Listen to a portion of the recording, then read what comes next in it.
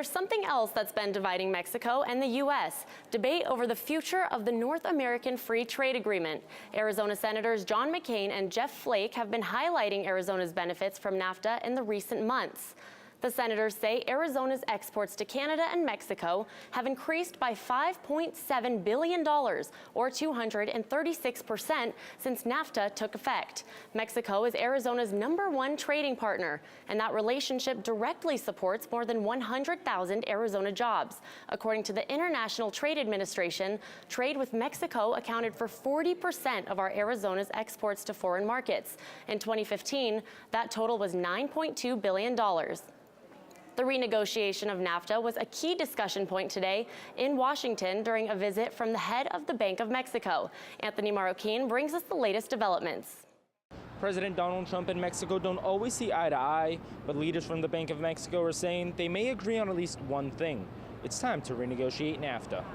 A lot has changed in Mexico between '94 and today. Changes that Bank of Mexico Governor Agustin Carstens says makes many part of the North American Free Trade Agreement simply outdated. You take, for example, the energy sector. The energy sector was completely